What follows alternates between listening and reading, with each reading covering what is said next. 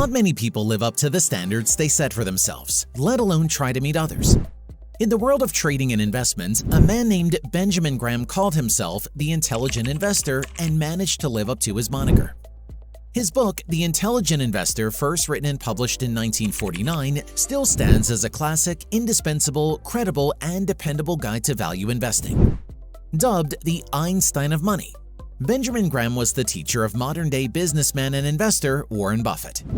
Benjamin Graham's secrets to financial success is a perfect amalgamation of wisdom, skill, and analytical thinking. In this video, we look at Graham's life and the reasons behind his massive and lasting success. We at Business Chronicles tell extraordinary business stories. Please subscribe to our channel to help us make more videos. The renowned value investor, lecturer, financial researcher, and analyst Benjamin Graham was born to a Jewish family in London to a businessman father who imported Chinaware for a living.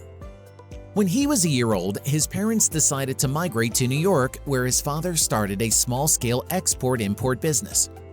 Graham lost his father when he was 9 years old, leaving his mother, young Benjamin, and his two younger siblings to be taken care of.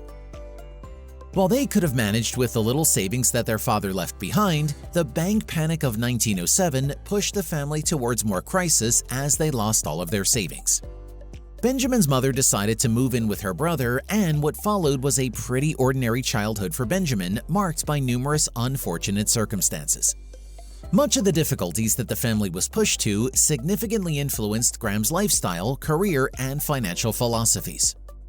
At school, Benjamin was an excellent student. He had been truly intellectual, with his allure to mathematics, language, and classical texts. Benjamin received a scholarship to study at Columbia University, where he studied philosophy, English, and mathematics.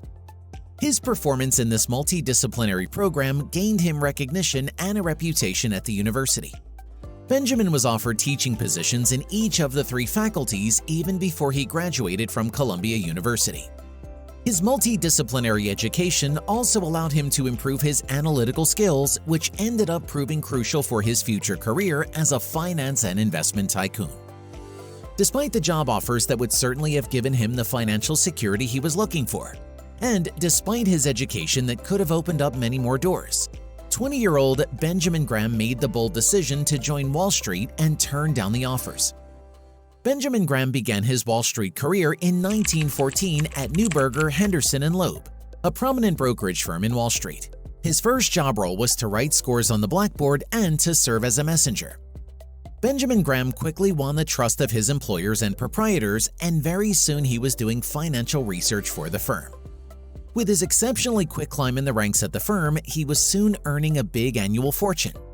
In 1920, Benjamin Graham became a partner at Neuberger, Henderson & Loeb. After a 12-year tenure at Neuberger, Henderson & Loeb, Graham exited the firm to begin a venture of his own. It was after this that most of his teachings today took shape and showed real value. Graham partnered with fellow Wall Street broker Jerome Newman and initiated his revolutionary firm, Graham-Newman Company, in 1926. It was revolutionary for a few reasons. For one, Graham and Newman's firm ensured that their clients' investments were safeguarded, in addition to them providing a nearly seven-fold return on investment over 10 years. In terms of operation, their firm had the practice of placing a bet over a particular stock price rising and another dropping. This would allow them to utilize all their resources without retaining any cash cushions. Perhaps one of the most crucial inspirations for this book, The Intelligent Investor, came from the success that followed his revelation about the Northern Pipeline Oil Company. This could well be the inception of the concept of value investing, which he would be known for in the time to come. With one train ride to Washington, Benjamin Graham's life went from good to great. Back in 1911, the Rockefeller-owned Standard Oil Company was broken into 34 independent entities. Rockefeller's oil production entities managed to dodge most of the attention from Wall Street, as it had little information out there about its financial status. Graham, however, was instinctively drawn to one of these entities, the Northern Pipeline. He understood that the company's stock was highly undervalued upon his visit to the company in Washington. Having witnessed the company's railroad bonds and financial assets, Graham began acquiring more of the Northern Pipeline stocks. When he had amassed around 5% of the company's shares, Graham proposed that the company liquidate its excess assets and redistribute them among the shareholders. The company refused to oblige. He succeeded in his efforts in 1928 and managed to earn a per-share dividend of $70 from the company. This event came to be known as the Northern Pipeline Affair. Following his success with the Northern Pipeline Affair, Graham gained credibility as a brilliant financial analyst with an eye for undervalued assets and advocacy for shareholder rights. Graham became a highlight in the world of shares, trading, and investments. What he also received was an opportunity to teach at the Columbia Business School of Columbia University, which this time he didn't turn down. Benjamin Graham prospered not only because of his excellent math skills, but also because of his unique concept of value investing, a strategy that he purported in his books that is relevant even to this day. In simple terms, value investing is picking stocks to invest in based on a very critical analysis of multiple aspects of a company. Value investing encourages investors to look into the performance of a company as if they were going to buy the company itself, then to determine whether a stock is underpriced or overvalued and to decide accordingly. Graham also emphasized that in investing, it's more important to be right in terms of logic, data, and reasoning than being right just because the masses agree with you.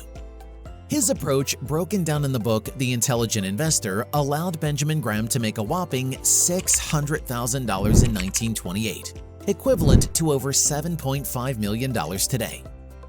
Graham not only left behind his valuable insights in the form of books, but he also mentored geniuses in the world of investments like Warren Buffett. Warren Buffett once commented on his mentor and said, "No one ever became poor by reading Graham." Graham's work is appreciated even to this day, and most investors look up to it as a timeless classic. If you are just getting into investing and trading, let us know in the comments section below who you want us to cover in our next video.